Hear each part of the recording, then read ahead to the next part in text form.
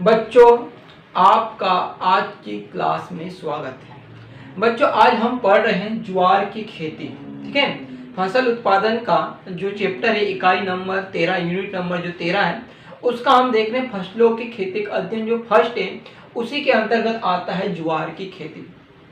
इस चैप्टर से 5 अंक का एक क्वेश्चन एग्जाम में आता है, तो इसलिए हम सबसे पहले ज्वार की खेती के बारे में पढ़ रहे, ताकि आपको अंक जो है एग्जाम में, बोर्ड वार्षिक परीक्षा में ज्यादा नंबर लाना है, तो उससे पहले हमको क्या करना पड़ेगी, ज्यादा अंक कैसे प्राप्त करें, उसके लिए हम पहले इसकी तैयारी करें, ताकि आपकी तैयारी जल्दी से हो और अच्छी हो और अंक अच्छे प्राप्त हो वार्षिक परीक्षा में। हम बात करेंगे ज्वार की खेती के बारे में। इसका वानस्पतिक नाम देखेंगे, इसका कुल देखेंगे, इसका उत्पत्ति स्थान क्या है, क्रोमोसोम नंबर क्या होते हैं, गुणसूत्र नंबर क्या होते हैं।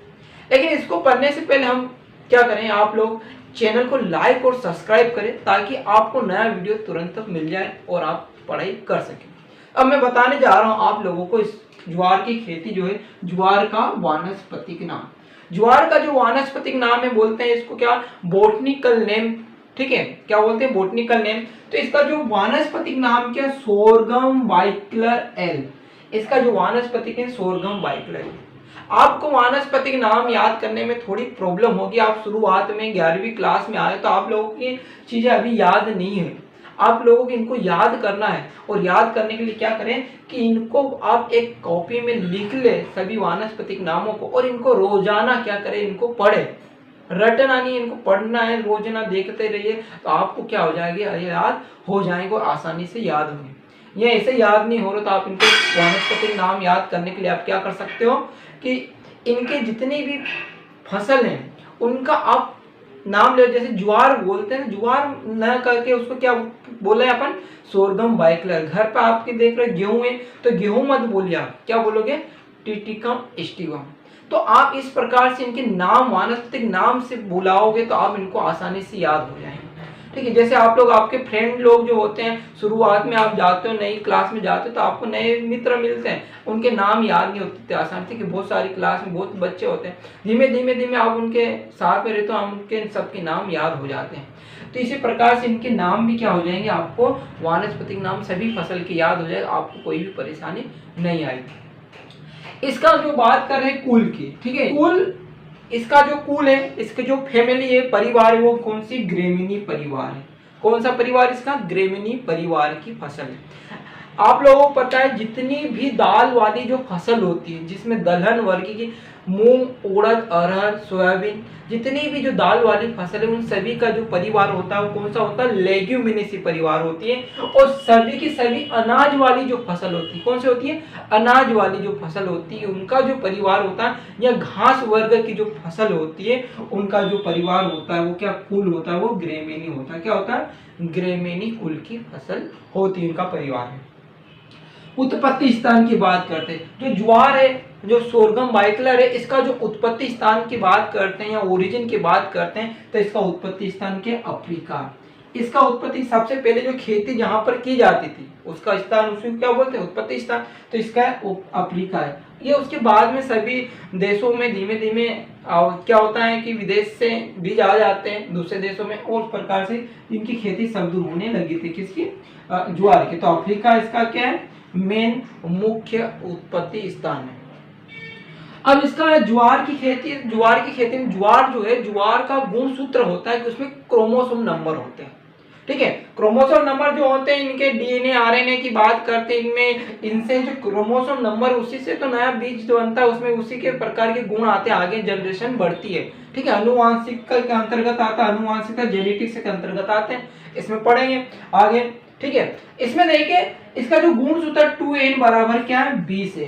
2n बराबर क्या है, 20 है। ये जोड़े में होते हैं, क्या होता है, जोड़े होते हैं। इसमें 2n है, ठीक है, तो 2n, तो इसमें आप अलग अलग कर दोगे, इसका क्या करोगे, इसका तो इसमें 20 हो जाएगा। ठीक है, तो क्या करो, इसमें 2 गुणित 10 करोगे तो क्या हो जाएगा, 20 हो जाएगा। तो इस प्रकार से क्या होता है, n क्या है, 10 है, n क्या है, क्रोमोसोम, n का मतलब होता है 10, कितने हैं, तो ये सिंगल, ये इनका इंटू कर देते हैं, तो ये जोड़े, एक जोड़ा मतलब 20। ठीक है, अब हम इसका आगे की ओर देखेंगे, इसके महत्व। ज्वार की जो खेती, इसका एक महत्व होता है, बहुत अच्छी क्रॉप है, ठीक है। तो ज्वार की खेती में देखेंगे महत्व। तो ये ज्वार जो है अनाज वर्ग की फसल है, अनाज के अंतर्गत इसको रखा गया है। और अनाजों में भी इसको किस में रखा गया है, मोटे अनाज के इसमें इसको वर्गीकृत किया है, मोटे अनाज में इसको रखा गया है। अब हम आगे देखते हैं इसका महत्व। देख रहे हैं महत्व, ज्वार की फसल का क्या महत्व है, ठीक है। इसके महत्व की बात करते हैं, इसका क्या इंपोर्टेंस है। तो सबसे पहले मैंने आपको बता ही दिया था कि जो ज्वार है वो अनाज वाली फसल, और अनाजों में भी कैसी है, मोटे अनाज वाली फसल है, बोले मोटे अनाज के अंतर्गत आती है। और मोटे अनाजों में मक्का भी आता है, ज्वार भी आता है, बाजरा भी आता है। तो इन सब फसल जो मोटे अनाज, उन मोटे अनाजों को क्या, अनाजों में ज्वार को क्या, ज्वार को मोटे अनाजों का राजा कहा जाता है। क्या कहा जाता है, जो मोटे अनाज, उन मोटे अनाजों में क्या कहा जाता है, मोटे अनाजों का राजा कहा जाता है। अनाजों का राजा कौन होता है, अनाजों का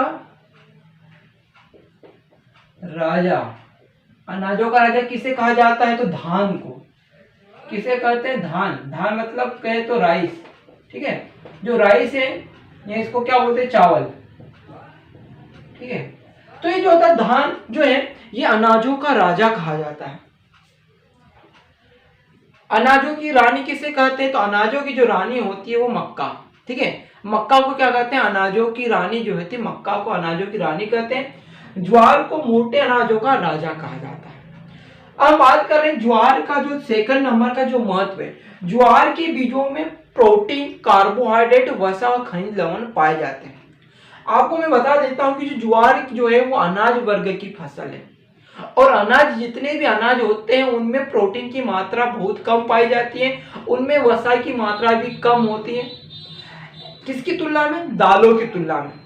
जितने भी दलहन वर्ग की फसल होती हैं, दाल वाली फसल होती हैं, मूंग, उड़द, चना, अरहर, ठीक है, सोयाबीन, इन सब में प्रोटीन की मात्रा अधिक होती है। तो आपको ये याद रखना है कि अनाज वाली फसलों में कार्बोहाइड्रेट की मात्रा ज्यादा पाई जाती है, और दलहन वर्ग की फसलों में प्रोटीन की मात्रा ज्यादा पाई जाती है। तो हम अभी बात कर रहे हैं ज्वार की, जो कि अनाज है। तो इसमें देखिए ज्वार के बीजों में, जो ज्वार के जो बीज होते हैं उनमें प्रोटीन जो होती है वह 10.4% होती है।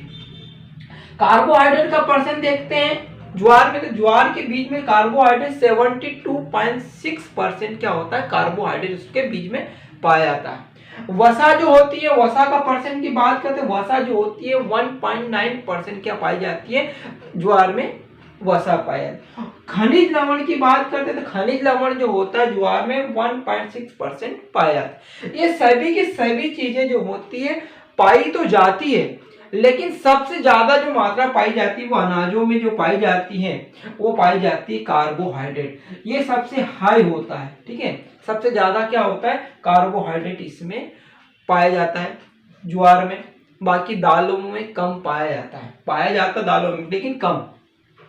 अब तीसरे नंबर का इसका उपयोग देखते हैं। आपने देखा कि ज्वार जो है, ज्वार का उपयोग पशुओं को चारे के रूप में खिलाने के लिए करते हैं, या ज्वार के जो बीज जो होते हैं, दाने होते हैं, उनको खाने के लिए इस्तेमाल किया जाता है, उनकी रोटी बना करके भी खाते हैं।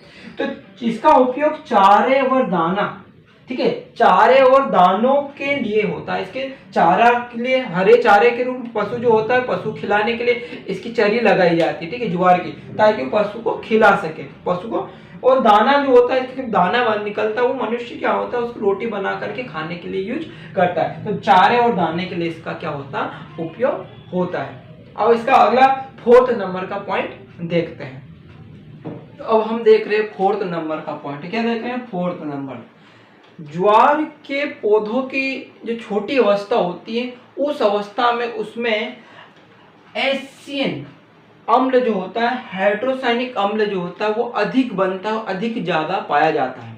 और इसी छोटी अवस्था में, इस छोटी अवस्था में पशु इसे कभी खा लेता, अधिक मात्रा में खा लेता है, तो उस पशु की क्या हो जाती है, मृत्यु हो जाती है, ये मर भी सकता है, ठीक है। क्यों मर सकता है, क्योंकि जब पशु क्या करता है कि ये क्या है, ज्वार है, और जब ये ज्वार क्या है, छोटी अवस्था है, कैसी है, छोटी अवस्था है, और ये छोटी अवस्था में क्या होता है, HCN जो होता है वो क्या होता है, अधिक मात्रा में बनता है ज्वार के पौधे में, उसकी मात्रा क्या होती है, एससीएन जो होते हैं अम्ल जो होती है उसकी मात्रा, हाइड्रोसायनिक अम्ल की मात्रा इसमें अधिक होती है। और इस छोटी अवस्था में जब पशु इसको क्या करता है, खा लेता है, तो पशु की क्या हो जाती है, मृत्यु हो जाती है, क्योंकि उसको खा लेने से पशु के पेट में एसिन जो होता है वह ज्यादा बन जाता है, उसकी मात्रा ज्यादा हो जाती है, जिससे पशु की क्या हो जाती है, मृत्यु हो जाती है। अब हम देखते हैं 5वें नंबर का पॉइंट। इसमें क्या कह रहा है कि पौधों की वृद्धि, जब पौधे क्या होता है, ये पौधा छोटा था, पौधा क्या हो रहा है, इसकी वृद्धि हो जाए। जब पौधे की वृद्धि क्या होती है, बढ़ती है, वृद्धि क्या होती है, बढ़ती है, उसके साथ साथ में अम्ल की जो सांद्रता होती है, कंसंट्रेशन जो होता है वो कैसे हो जाता है, इसकी मात्रा भी कम होती है, मतलब एसीएन की सांद्रता कम हो जाती है, और तथा बाद में चारा हानिकारक नहीं रहता। जब क्या होता है, पौधा क्या होता है, ये जो है ज्वार जो है वो ज्वार का पौधा क्या हो गया, मान लो बड़ा हो गया, ठीक है। अब इसमें एससीएन जो होता है वो कैसे होगी, उसकी मात्रा कम, यानी सांद्रता कैसे होगी, सांद्रता अब कम है। पौधे की जो अंदर है, पौधे में जो एससीएन जब छोटा था तब बन रहा था, अधिक बन रहा था, लेकिन जब पौधा कैसा हो गया, बड़ा हो गया, तो अब इसमें एससीएन जो होता है वो कम होता है, इसकी मात्रा कम बनने लगती है। अब इस अवस्था में, कभी बड़ी हुई अवस्था में पशु को खिलाया जाता है तो उस पशु की मृत्यु नहीं होगी।